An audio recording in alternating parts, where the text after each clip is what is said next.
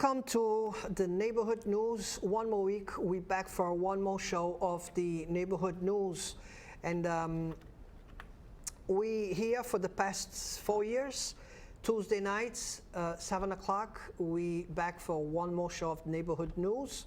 And don't forget, Wednesdays, 8 o'clock at night, we have the Portuguese show and is Amigos. Our guest today is going to be our guest tomorrow on our Portuguese show because he does speak Portuguese. Before we introduce our guests, I want to one more time thank Bernadette. Thank you for making one more week. One more week, and you had a few days vacation. I mean, everybody saw that you took your kids out, so it's good. Summer's ended.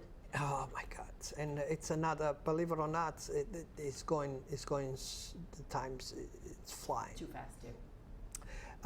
And before I go to our guests, I would like to say that I'm sorry for the loss of a friend, and I want to just spend a couple of minutes just talking about Paul Rivera.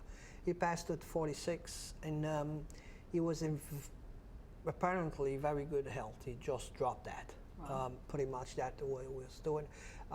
He worked with me for 8 years at Madeira restaurants, and he was in charge of the banquets. So all the weddings and New Year's parties and Christmas parties and all of that.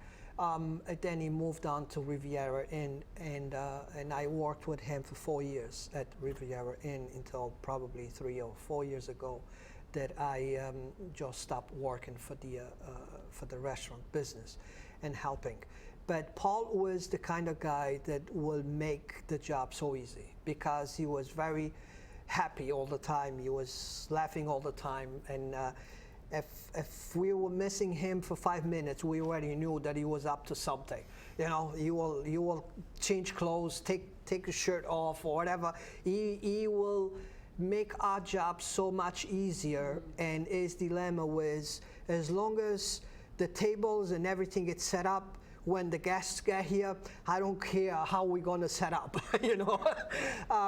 But he was an excellent person, very good friend, and I was very sorry to hear the news. And I went to his funeral yesterday, which was a lot of people there because he made he was part of a lot of happy days from many people.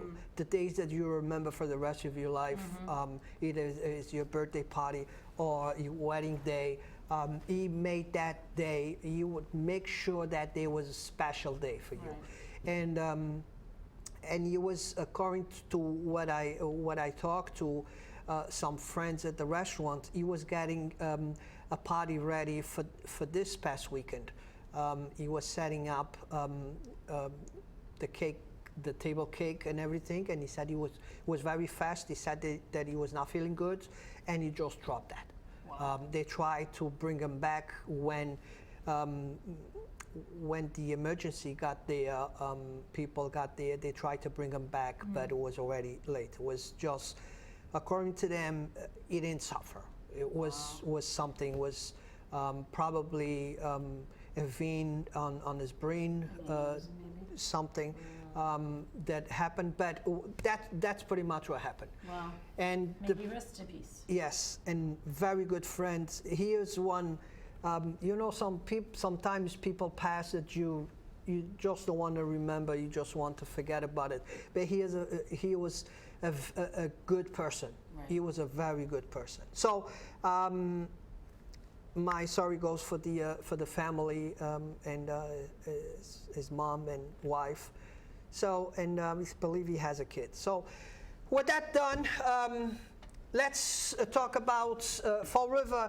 And our guest today is Gabriel Andrade. Thank you. Muito obrigado. Very good Portuguese name, Gabriel Andrade. Yes, it is. And tomorrow we will have a chance to talk in Portuguese and learn how much Portuguese you speak, because we always talk English. That's We right, never that's right. speak in Portuguese. But talking about schools, Bernadette have kids in school. I still have kids in Fall River Public School. I believe that's her last year at Durfee. And before I ask how's the department's doing now with the new leader, he's been in office probably for a month now, a month and a half He maybe? started on July 1st, so exactly, actually going on 2 months. Yeah. Almost 2 months. So my first question, your first impression on this first couple of months of the new superintendent? I'm very pleased, actually. He said that he would start on July 1st. He was at his desk on July 1st, and actually, I had thought that we would not have a superintendent on board until after July 1st, because the search process had actually fallen a little bit behind, and then we still had to negotiate a contract with him. Well, the contract was negotiated like this. It was done very quickly and very easily. So we approved him on the committee approved him on a Wednesday, I believe it was. On the Friday, he was at his desk. So he wasted no time. He's had a difficult job. He had to early on, because he had to fill a number of vacancies, administrative vacancies, and of course, the principals would have to be appointed prior to hiring any teachers, because the principals are supposed to be involved in the process. And in fact, they're supposed to be the appointing authority for teachers within their building, with the advice and consent of the superintendent. So he got that done relatively quickly. They're still having a difficult time filling all the vacancies before school opens, but they're still working hard at it. So he feels confident that it'll get done, and I don't doubt him. So next week, kids are back to school. Yes. For another year. Is everything ready to get the kids back in school? I certainly hope so.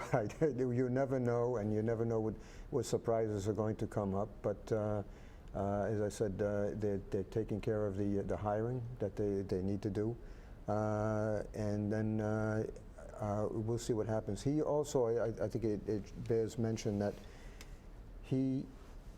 so far, his relationship with the school committee is excellent. He had a reputation as having a difficult time with school committees elsewhere, although sometimes it's a question of who you speak to in terms of getting the actual story on that. But he had asked us to meet with him to jointly set some priorities for the next year, set a strategy, which we did. So he's going to, I believe he's going to unfold that at the next school committee meeting. Rome wasn't built in a day, and the problems that we have are not going to be taken care of overnight. But he works hard. He's very enthusiastic. That's one of the things that struck me about him, and I think he's going to go over very well with the teaching staff. He seems very energetic. No question. Yeah, no question. He seems it. Especially, it's all about, I think it's all about communication. And if it's a good communication between the board and him, that resolves half of the problem. Absolutely. Because it's on communication that we move things forward. Correct. That we change what needs to be changed, so we all are on the same step and we all move forward. Yes.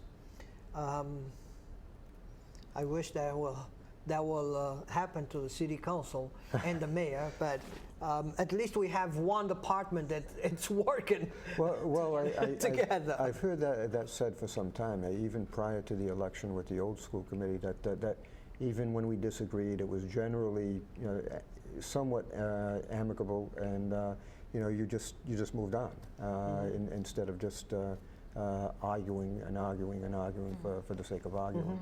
So, because, and that's what I'm been realizing more and more.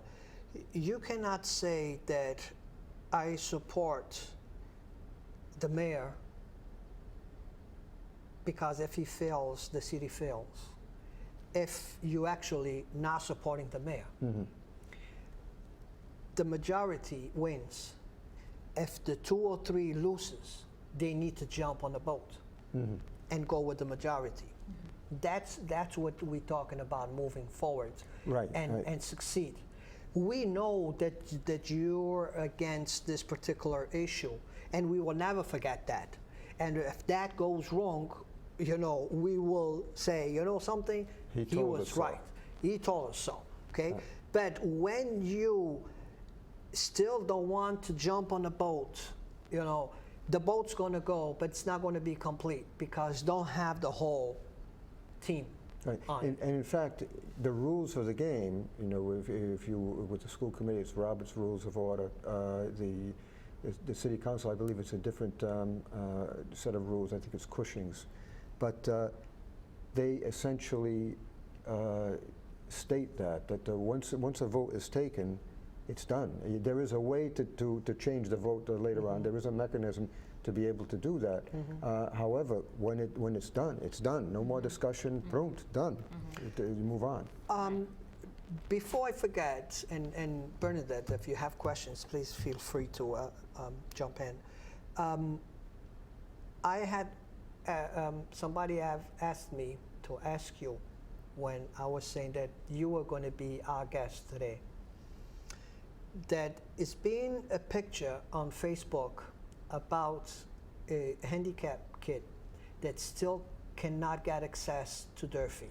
I What think can you tell us about that? I saw that picture, and I was a little bit surprised by the complaint. But now I didn't know anything about it. What I did know was that they made a change in the parent center. The parent center was located at Durfee. Any parents registering new students or requesting a change of assignment for their students would have to go to Durfee.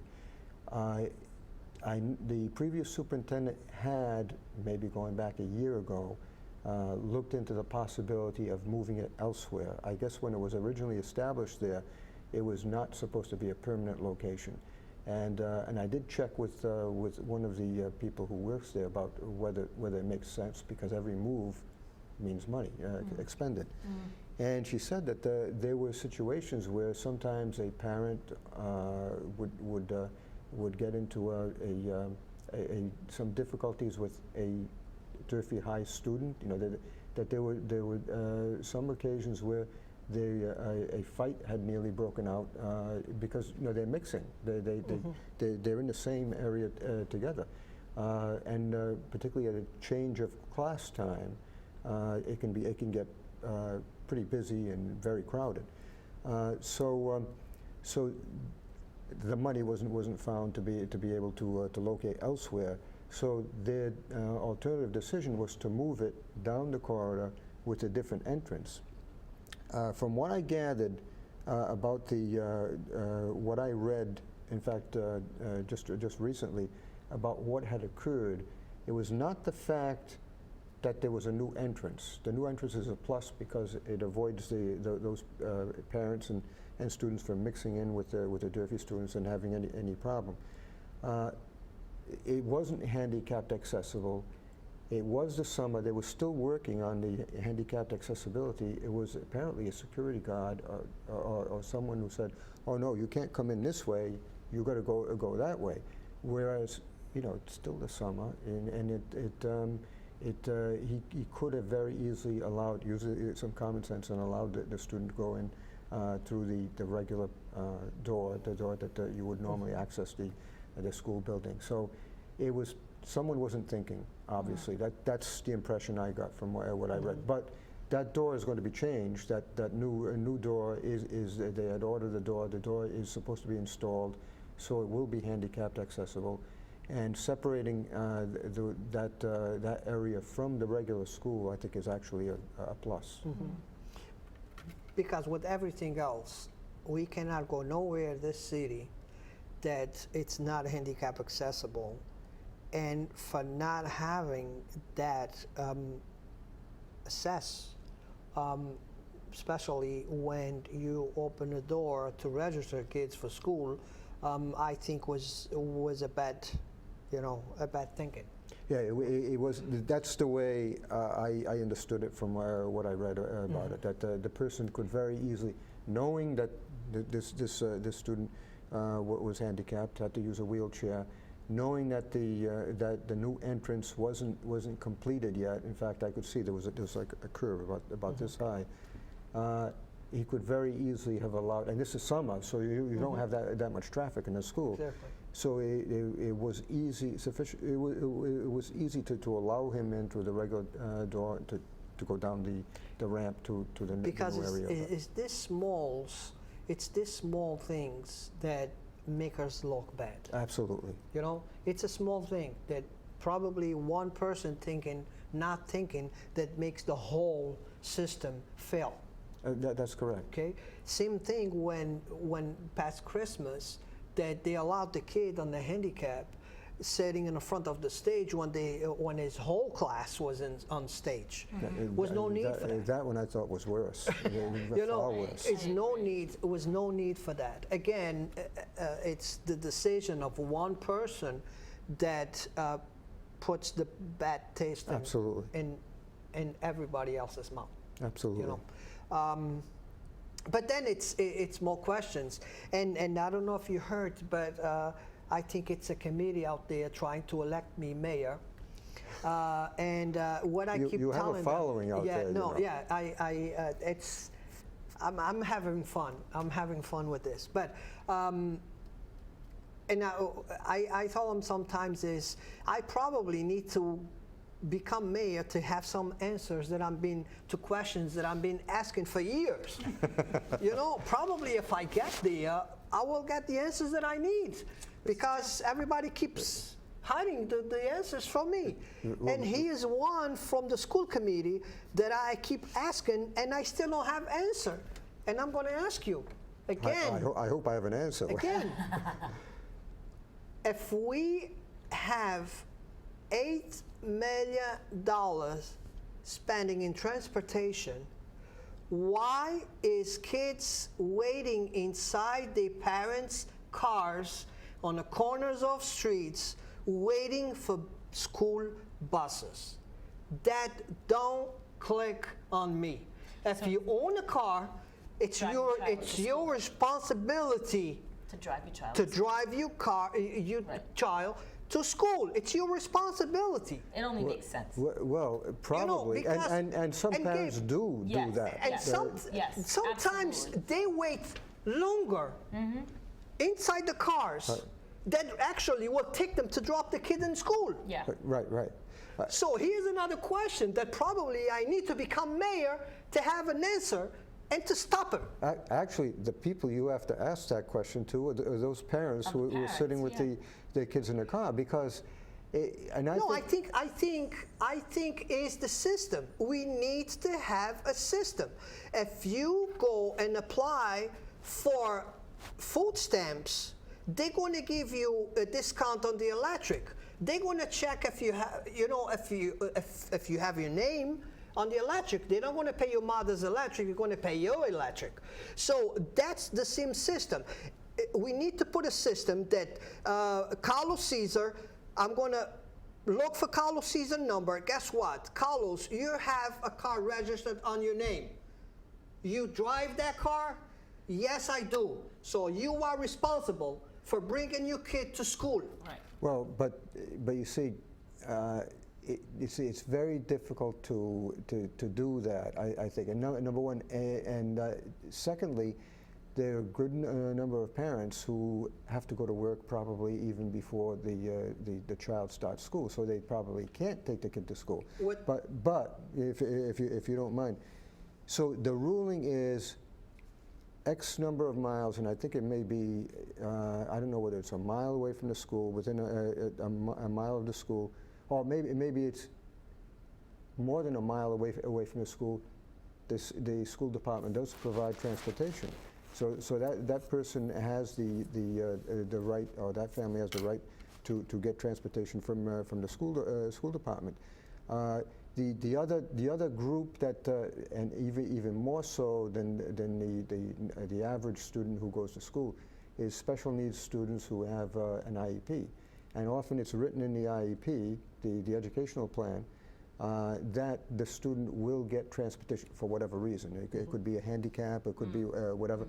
But actually the highest percentage of the ridership is special needs students. And special needs, it's an exception.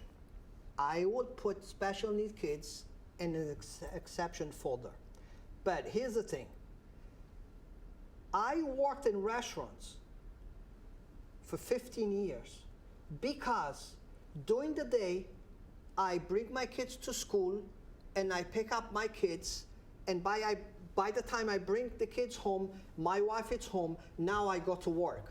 I need to make my schedule around my kids and provide my kids with the best education and with the best care, which to me, none better than father and mother to care for a kid. Of course. Okay, so for years, I did my work, I found my jobs around my kids' school's time. Okay, so I think that's our responsibility. It's not nobody else's responsibility to pay for my kid to go to school and to provide me transportation for my kid. We need to get smarter. And what I just saw on this news this morning, that New Hampshire, some town in New Hampshire, stopped transportation, stopped it.